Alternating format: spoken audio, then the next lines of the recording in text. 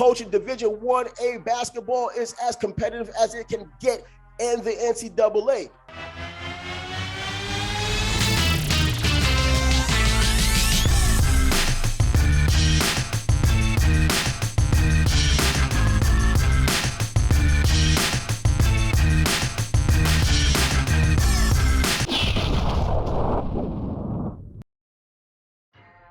Yo, this is Trav with Trav Sports Bag. And as you can see, back in the kitchen, cooking it up just for you. You wanted some great sports talk, and I'm here to bring it to you. But before we do any of that, make sure you do me this favor. Subscribe to the channel. Of course, we need subscriptions. We need to battle the algorithm. We need to get this out to as many people as possible. And if you're down for the cause, you'll do just that. And when you do that, make sure you give me the thumbs up. I really could use a thumbs up, so give it to me. In addition to that, let's get after the first 1,000 subscribers. Yes, I want a large sports community. I want to start doing live streams so that we can communicate, we can interact, we can talk about the big games, the big fights, the big whatever in the world of sports. That's what I want for you, and I hope you want the same for me. So without further ado, you know why you're here. I know why you're here. You saw the thumbnail, and that thumbnail said, Coach K, good riddance, Coach K. You're gone. You're out of our hair. After 46 years of making non-Duke fans miserable, you're finally gone. Duke loses in the Final Four against their hated rival, the North Carolina Tar Heels, in an epic game. 81-77. There were 18 lead changes in that game. That was how epic a game it was. Going back and forth, doing it for the honor of Coach K, trying to send him out a winner. They fell short doing just that. Coach K's career is over. As I said, 46 years, that's a long time. But check out this fact. North Carolina gave him his first loss at Duke back in 1980. They gave him his last loss at home at Cameron Indoor Arena this season. And now they get him out of the door and out of the Final Four and out of contention for another national championship, which would have been his sixth national championship. Coach K is now absolutely gone. But with all of that said, there has to be a measure of respect. Whether you are a Duke fan, whether you're a fan of someone else, it doesn't even matter, because when you have an icon like Coach K has made himself with his great teams over all of these years, you got to give respect where respect is due. And you got to also admit, you may feel a little bit touched in the heart that he won't be around for the foreseeable future.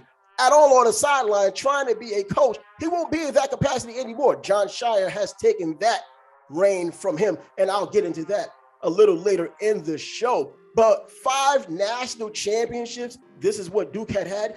It started all in 1991, the year after losing by 30 points to the UNLV Running Rebels, arguably one of the greatest college basketball teams to have ever played. They lost by 30 points, 103-73 back in 1990. And then they played them again in the Final Four, the final year, as UNLV was even more dominant, averaging over 27 points per victory on their way to the Final Four, and Duke won. They won with Christian Laettner. They won with Grant Hill. They won with Bobby Hurley. The UNLV Running Rebels had Larry Johnson, who eventually turned out to be the #1 pick in the NBA draft after that, and they were able to handle that business because that entire UNLV team nearly went to the NBA, all in the first round, most of them. Anyways, Coach K's great coaching started then. So in that small period of time, from 1991 until the show just closed against North Carolina in the Final Four of this past NCAA tournament, he had gotten a lot done. 3-time Coach of the Year, Naismith Coach of the Year, that is. His greatness is something we just have to accept.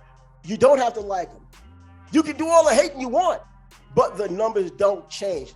The accomplishments don't change. And Coach K in his last season, just like in his first season, coached his boys to play as hard as they possibly can. And we saw a demonstration of that last Saturday. I know I'm dating myself, but last Saturday, we got a chance to see a team that battled to the very end. They gave themselves every opportunity under Coach K. They tried to make his dream come true. They nearly did it. But North Carolina moves on. Now they're going to play Kansas and try to win a championship against Kansas in the finals of the NCAA men's basketball tournament.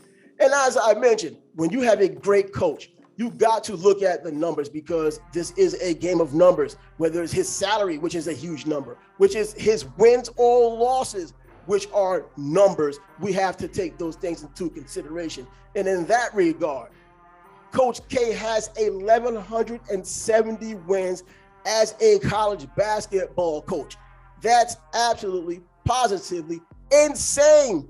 Coaching Division I-A basketball is as competitive as it can get in the NCAA. He had 361 losses. No one looks at those losses when you have that many wins. He won 101 times in the NCAA tournament, another record. The more you talk about Coach K, the more you have to admire him or respect him, regardless of what your feelings may be about his past teams, regardless of what you think he might have done to bring particular players to his campus. It doesn't even matter, because now the legacy is continued. His tenure as coach is done. 126 weeks at the #1 spot in the AP. That's another record. This coach has set so many records. He has set the bar so high that any coach worth his salt is going to have to really do it and really put his best foot forward to get close to that, let alone matching it or going past it. It doesn't even matter. Coach K speaks for himself. His numbers speak for himself. You know the names. When you know the coach and then you remember the names and whether they did well in the NBA or not, it doesn't even matter, because the collegiate names like Christian Laettner, like Bobby Hurley, like Elton Brand, like J.J. Redick, Kyrie Irving, and his last project, which may be the #1 pick in the NBA draft in the year 2022, Paolo Banchero, his top player coming out of high school. Of course, Chet Holmgren was the #1 player as a consensus, but Paolo Banchero showed he belonged on the top stage, and he deserves the acclaim that he gets. And he may even deserve to be the #1 pick overall in the NBA draft when it does come. But back to Coach K. He is as dominant as you could possibly have a coach. And he did it with a lot of class. You know, you don't got to like him, but you do have to identify the class in which he had done it. Now, yeah, there may be some people out there who will say something about the Duke team that did not shake hands after the game. They were a little salty. They were disrespectful to the tournament, disrespectful to the Tar Heels. You know what? Those things happen. Kids are emotional. We forget that these are 18, 19, 20-year-old kids. Kids, that's what they are. Things like that happen.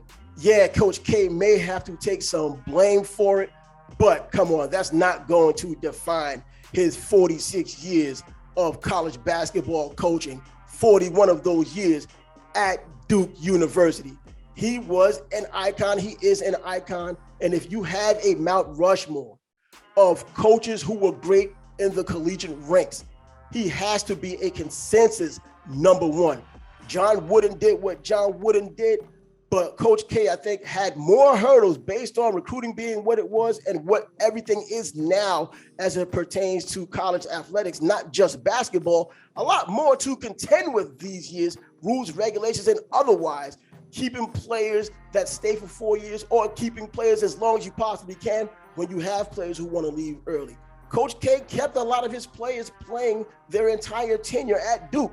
Some of them left, they were ultra talented, but for the most part, he kept a lot of his players playing. So he looked out for the best interests of a player just as well as he looked out for the best interests of his basketball team. Now, what's left? Coach K is now going to go into the sunset. Or is he? Because as it stands, Jon Scheyer is going to be the new head coach of the Duke basketball program. However, it did not come without a little bit of pushback from the president of Duke University, Vincent Price. He wanted Tommy Amaker, a former player for Coach K at Duke, who's now the head coach at Harvard, who has done well at Harvard. He's been admirable at Harvard. He's gone to a NCAA tournament on more than one occasion. He wanted the job at Duke. Of course, who wouldn't?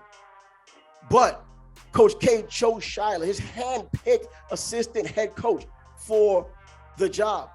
And he and Price, the president of Duke, were a little bit banging heads over it. And it takes me to a book written by Ian O'Connor called Coach K.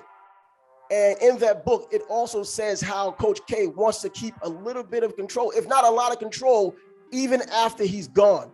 I don't know how he's going to do that, how he's going to go by doing that, how big is his influence going to be, but he wants to be in control. And chances are he might not have been able to control Tommy Amaker the way he's able to control Jon Scheyer. That's just speculation, but it makes a little bit of sense to me. So you tell me what you think about Coach K, my little spiel on Coach K. And while you're at it, check out these other shows that I have on this channel. And as you may be able to see at the same time, this isn't just basketball. It isn't just football. It isn't just boxing. It's sports, and the sports you love. Yo, Trav Sports Bag. Subscribe to the channel, comment below, and share. Until next time.